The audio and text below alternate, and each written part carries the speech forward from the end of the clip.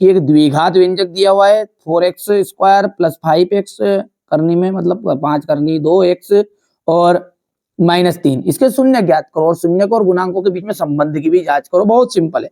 पहले तो सवाल उतारते हैं। यहाँ पर अपना है सवाल 4x² प्लस 5 करनी में 2x और -3 आ जाएगा, है ना भैया। यदि हम बात करें आगे की, तो यदि हम इसको तोड़ें तो ये देखिए 4x² तो वैसे का वैसे ही रहेगा, है ना। और 6 करनी 2 में से यदि मैं करनी 2 घटाऊं, ये x भी आएगा इसमें -3, तो ये आपका कितना जाएगा 5 ही आएगा। ठीक है। अब यहां पर से देखो गौर से, x भी इनके साथ है ना, यहां से अपने इस टुकड़े को और अच्छा कर लो।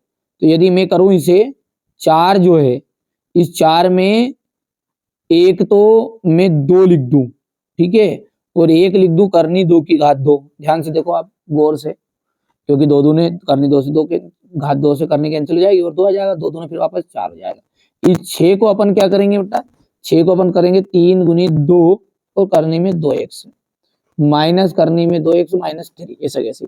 अब इसमें से कॉमन निकाल लो, बस सिंपल सी बात है। तो कॉमन क्या निकल रहा है, तो करनी 2 निकलेगी देखो, क्योंकि 2 बार इसके पास 1 बार है, यहाँ से 2 भी निकलेगा, तो 2 करनी 2 बाहर निकल गया। अंदर क्या बचा, x भी निकला गया यहाँ पे, ये x की घात 2 है यहाँ पर देखो, तो ये आपका x अंदर रह गया, बाहर रह गया। अब यहाँ से क्या बचा अपना, एक तो करनी में 2x बचा है और यहाँ से ये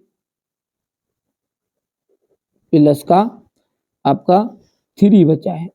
और यहाँ से देखो इस जोड़े में से कौन सी चीज कॉमन आ रही है, केवल माइनस का कॉमन आ रहा है और 1 आ जाएगा कॉमन, तो करनी में 2x प्लस 3 आ जाएगा।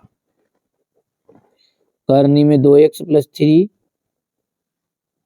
ठीक है, कितना आया, और यहाँ से 2 करनी 2x माइनस 1 आया। यदि हम बात करें शून्यकों के लिए, शून्यकों के लिए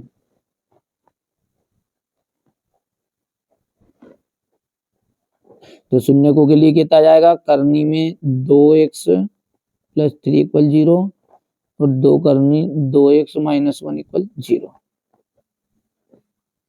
यहाँ पर आ जाएगा x बराबर माइनस का 3 बटा करनी में 2, और यहाँ से जाएगा आपका ये x बराबर ही पे जाएगा 1 बटा 2 करनी में 2। ठीक है भैया, तो यहाँ पर शून्य तो आ गए, अब इसकी जांच करनी, ये पहला शून्य के, ये दूसरा शून्य के, तो यहाँ पर इसकी जांच भी करनी है, संबंध बताना है। तो अल्फा प्लस बीटा के अनुसार इसका संबंध हो जाएगा, है ना, शून्यकों का योग। तो यहाँ पर अपन लिख देंगे जांच, ये संबंध अल्फा प्लस बीटा इक्वल आएगा माइनस का b बटा a। कोई सा भी एक कर दो आप, तो समझ सीधी सी बात है ना। तो शून्यकों का योगफल कितना जाएगा, यहाँ पर शून्यकों का योगफल कितना है, तो ये अल्फा का मान कितना है, अल्फा का मान ये रहा आपके सामने यहाँ, और बीटा का मान ये रहा। तो ये यहाँ पर अल्फा का जो मान है वो हो जाएगा माइनस का करनी में 3 बटा करनी में 2 है, और इंटू प्लस बीटा, बीटा का मान कितना है 1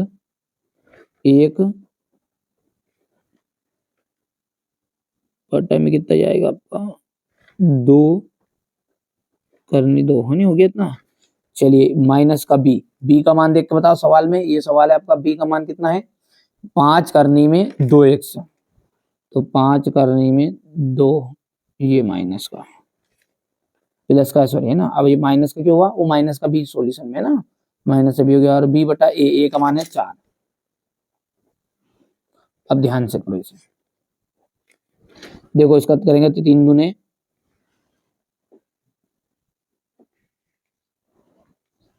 इसका कितना जाएगा ये आगे, हाँ तो देखो 3 दूने हो गया 6, माइनस का आ गया है और करनी में 2 है, और ये प्लस का आपका करनी में 2, बटे में कितना आया यहाँ पर, दोनों को आपस में गुना करोगे 2 आ जाएगा, 2 2 4, ठीक है, माइनस का 5 करनी में 2 बटे में 4 आ जाएगा। घटाओ इसे, तो ये 6 है, इसके पास में 1 है, तो 1 घट गया, तो माइनस का 5 करनी में 2 आ गया बटे में 4, और बराबरी पे भी यही है आपका 5 करनी 2 बटे क्या है। तो ये तो हो गया आपका शून्य का योगफल। इस तरह अपन गुणनफल भी ज्ञात कर सकते हैं, बस एक ही बता देना बहुत है, इतना ही, वैसे पूछेगा भी नहीं इतना, है ना बड़ा सवाल। चलिए इतना हो गया ये। अब ये सवाल जो था अपना, ये यहाँ से सवाल है ना, ये क्वेश्चन नंबर 8 था अपना, थोड़ा सा छोटा करके एक हिस्सा इतना हो गया इसका, और क्वेश्चन नंबर 8 का ये टुकड़ा यहाँ पर हो गया है।